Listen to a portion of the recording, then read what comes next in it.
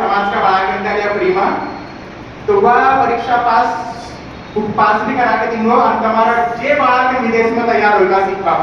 तो उनको विदेश में भेजूंगा और जे उनको जत्तो भी खर्चो है तो वह अपना महामंडल भी लोन दे, दूसरा केंद्र सरकार राज्य सरकार की भी स्कीम है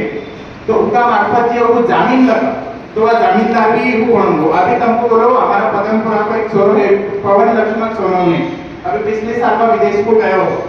तो एकदम मेरे को फोन आयो कि अशा बाळा के बोला उनको वो कोई जमीनदार नहीं तैयार हो रहे हो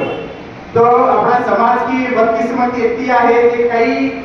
नौकरी को होगा उद्योजक होगा कोई काय होगा सगळ्या नाना मामा काका बाबा का बाळा को मदद नहीं करा ये बहुत बड़ो अपने बदकिस्मती है दुर्भाग्य है।